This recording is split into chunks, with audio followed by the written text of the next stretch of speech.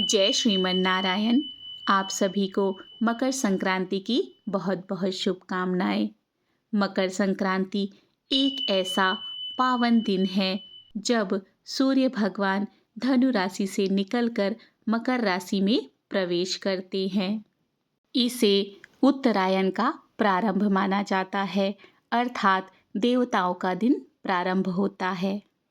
उत्तरायण का अर्थ है सूर्य देव का दक्षिण से उत्तर की ओर यात्रा करना। सर्वप्रथम आइए सुनते हैं मकर संक्रांति की कथा क्या है। पौराणिक कथा के अनुसार एक समय जब पृथ्वी लोक पर बब्रुवाहन नामक एक राजा हुआ करते थे, उनके राज्य में किसी भी चीज की कमी नहीं थी। इसी राज्य में एक हरिदास नामक ब्राह्मण भी निवास करते थे, जिसका विवाह गुणवती से हुआ था। गुणवती बहुत ही धर्मवती एवं पतिव्रता महिला थी। गुणवती ने अपना पूरा जीवन सभी देवी देवताओं की उपासना में लगा दिया और वह सभी प्रकार के व्रत करती थी और दान धर्म भी किया करती थी। इसके अलावा वह अतिथि सेवा अर्थात मेहमानों की सेवा को अपना धर्म मानती थी। ऐसे ही ईश्वर की उपासना करते हुए वह वृद्ध हो गई। जब उसकी मृत्यु हुई तो धर्मराज के दूत उसे अपने साथ धर्मराजपुर ले आए। यमलोक के एक सुंदर सिंहासन पर धर्मराज विराजमान थे और उनके पास ही चित्रगुप्त भी बैठे थे। चित्रगुप्त जब धर्मराज को प्राणियों का लेखा जोखा सुना रहे थे, तभी यमदूत गुणवती को लेकर पहुंचे। गुणवती यमराज को देखकर थोड़ी भयभीत हुई और मुंह नीचे करके खड़ी हो गई। फिर चित्रगुप्त ने गुणवती का ब्यौरा निकाला और उनके बारे में धर्मराज को बताया। धर्मराज ने गुणवती का पूरा ब्यौरा देखा और वे प्रसन्न हुए, लेकिन फिर भी उनके मुख पर थोड़ी उदासी भी छाई हुई थी। यह देखकर गुणवती ने पूछा, हे प्रभु, मैंने तो अपने जीवन काल में सारे सत्कर्म ही किए हैं, फिर भी आपके मुख पर उदासी क्यों छाई है? इसका क्या कारण है? प्रभु, मुझसे कोई भूल हुई है क्या? तब धर्मराज ने कहा, हे देवी, तुमने सभी देवी देवताओं के लिए व्रत किए हैं, उपासना की है, लेकिन कभी भी तुमने मेरे नाम से कुछ पूजा पाठ दान नहीं किया है। धर्मराज की बात सुनते ही गुणवती क्षमा याचना करने लगी और कहने लगी, हे प्रभु, मुझे आपकी उपासना के बारे में कुछ नहीं पता है। कृपा करके मुझे ऐसा उपाय बताइए प्रभु, जिससे सभी मनुष्य आपकी कृपा के पात्र बन सके। मैं आपके मुख से आपकी भक्ति का मार्ग सुनना चाहती हूँ और मेरी कामना है कि मृत्यु लोक पर वापस जाकर मैं आपकी भक्ति करूं और सभी लोगों को इसके बारे में बताऊं। धर्मराज ने बताया, जिस दिन सूर्यदेव उत्तरायण में प्रवेश करते हैं, यानी मकर संक्रांति के दिन मेरी पूजा शुरू करनी चाहिए और उस दिन से लेकर पूरे 1 साल तक मेरी पूजा करते हुए ये कथा सुननी चाहिए। साथ ही मेरी पूजा करने वाले व्यक्ति को धर्म के इस 10 नियमों का पालन अवश्य करना चाहिए। पहला नियम धीरज रखना यानी संतुष्ट रहना। दूसरा नियम अपने मन को वश में रखना और सभी को क्षमा करना। तीसरा नियम किसी प्रकार का दुष्कर्म नहीं करना। चौथा नियम मानसिक और शारीरिक शुद्धि का ध्यान रखना। पांचवा नियम अपनी इंद्रियों को वश में रखना। छठवां नियम, बुरे विचारों को अपने मन में ना लाना। सातवां नियम, पूजा पाठ और दान पुण्य करना। आठवां नियम, व्रत करना और व्रत की कहानी सुनना। नौवां नियम, सच बोलना और सभी से अच्छा और सच्चा व्यवहार रखना। 10वां नियम, क्रोध ना करना। धर्म के इन सभी लक्षणों का पालन करते हुए 1 साल तक मेरी कथा नियम से सुने, दान पुण्य और परोपकार के काम करें और अगली मकर संक्रांति पर इस व्रत का उद्यापन करें। इसके बाद मेरी एक मूर्ति बनाकर विधि विधान से प्राण प्रतिष्ठा करवाकर हवन पूजन करें और साथ ही चित्रगुप्त की भी पूजा करें और काले तिल के लड्डू का भोग लगाएं। इसके बाद ब्राह्मण भोज करवाएं व बांस की टोकरी में 5 सेर अनाज का दान करें। साथ ही किसी जरूरतमंद को गद्दा, तकिया, कंबल, छप्पन, लोटा व वस्त्र आदि का दान करें। संभव हो तो गौदान करें। धर्मराज से व्रत की पूरी कथा सुनकर गुणवती ने पुनः धर्मराज से प्रार्थना की, हे प्रभु, मुझे फिर से मृत्युलोक में जाने दीजिए, जिससे मैं आपका व्रत कर सकूं, साथ ही इस व्रत का प्रचार भी लोगों में कर सकूं। इस पर यमराज ने गुणवती को धरती लोक पर फिर से जाने दिया।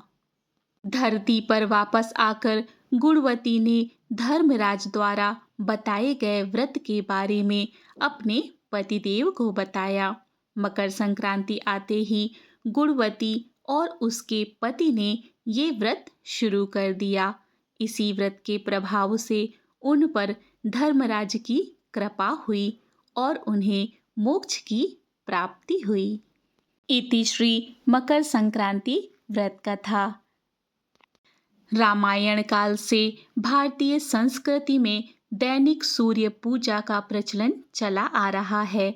राम कथा में मर्यादा पुरुषोत्तम श्री राम द्वारा नित्य सूर्य पूजा का उल्लेख है। राजा भागीरथ सूर्यवंशी थे, जिन्होंने भागीरथ तप साधना के परिणाम स्वरूप मकर संक्रांति के दिन पापनाशनी गंगा को पृथ्वी पर लाकर अपने पूर्वजों को मोक्ष प्रदान करवाया था। राजा भागीरथ ने अपने पूर्वजों का गंगा जल, अक्षत, तिल से श्राद्ध व तर्पण किया था। तब से माघ संक्रांति स्नान, दान, श्राद्ध, तर्पण की प्रथा आज तक प्रचलित है। कपिल मुनि के आश्रम पर जिस दिन मातु गंगे का पदार्पण हुआ था, वह मकर संक्रांति का दिन था। पावन गंगा जल के स्पर्श मात्र से राजा भागीरथ के पूर्वजों को स्वर्ग की प्राप्ति हुई थी। कपिल मुनि ने वरदान देते हुए कहा था, मातु गंगे त्रिकाल तक जन जन का पाप हरण करेंगी और भक्तजनों की 7 पीढ़ियों को मुक्ति एवं मोक्ष प्रदान करेंगी। गंगा जल का स्पर्श, पान, स्नान और दर्शन सभी पुण्यदायक फल प्रदान करेंगे। महाभारत काल में भीष्म पितामह ने भी सूर्य के उत्तरायण होने का इंतजार किया था, अर्थात उन्होंने सूर्य के उत्तरायण होने पर भी स्वेच्छा से अपनी इच्छा के अनुसार शरीर का परित्याग किया था। उनका श्राद्ध संस्कार भी सूर्य की उत्तरायण गति में हुआ था। अतः आज तक पितरों की प्रसन्नता के लिए तिल, अर्घ्य एवं जल तर्पण की प्रथा मकर संक्रांति के अवसर पर ही प्रचलित है। सूर्य की 7वीं किरण भारतवर्ष में आध्यात्मिक उन्नति की प्रेरणा देने वाली है। 7वीं किरण का प्रभाव भारतवर्ष में गंगा जमुना के मध्य अधिक समय तक रहता है। इस भौगोलिक स्थिति के कारण ही हरिद्वार एवं प्रयाग में माघ मेला अर्थात मकर संक्रांति या पूर्ण कुंभ तथा अर्ध कुंभ के विशेष उत्सव का आयोजन होता है। अब आइए जानते हैं मकर संक्रांति पर हमें क्या करना चाहिए। मकर संक्रांति के दिन सूर्योदय से पूर्व उठकर किसी पवित्र नदी में स्नान करें। यह संभव नहीं है तो घर पर ही गंगा जल मिलाकर स्नान करें। इससे तन और मन की शुद्धि होती है। स्नान के बाद तांबे के लोटे में जल, लाल फूल, अक्षत और काले तिल डालकर ओम सूर्याय नमः मंत्र का जाप करते हुए सूर्य देव को अर्घ्य दें।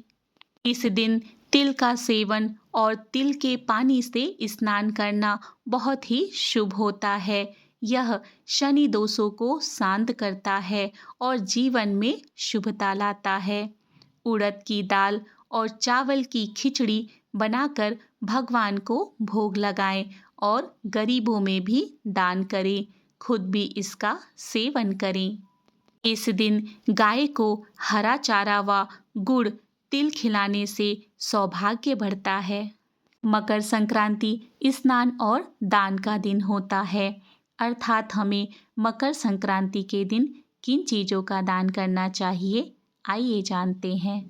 मकर संक्रांति के दिन हमें तिल, गुड़, खिचड़ी, कंबल और ऊनी कपड़े, शुद्ध घी का दान करना चाहिए। यदि संभव हो सके तो गरीबों को जूते, चप्पल, कंबल, स्वेटर अर्थात ऊनी कपड़ों का दान अवश्य करें। भारत के अलग अलग हिस्सों में मकर संक्रांति को अलग अलग नामों से जाना जाता है। जैसे दक्षिण भारत में पोंगल, गुजरात में उत्तरायण और पंजाब में लोहड़ी। मकर संक्रांति से ही खर मास अर्थात अशुभ समय समाप्त हो जाता है और विवाह, मुंडन, गृह प्रवेश जैसे सभी मांगलिक एवं शुभ कार्यों की शुरुआत होती है। पौराणिक कथाओं के अनुसार मकर संक्रांति के दिन सूर्य देव अपने पुत्र शनि के घर जाते हैं। शनि जो कि मकर राशि के स्वामी हैं, जिनका अपने पिता से मधुर संबंध नहीं था, फिर भी सूर्य देव बिना किसी द्वेष के उनके घर जाते हैं, जो पिता पुत्र के संबंधों को मधुर बनाने का संदेश देता है। यह पर्व हमें सिखाता है कि पारिवारिक रिश्तों में प्रेम और सम्मान बनाए रखना कितना महत्वपूर्ण है, भले ही परिस्थितियाँ कैसी भी हों। जय श्री कृष्ण। राधे राधे। आपका दिन मंगलमय हो।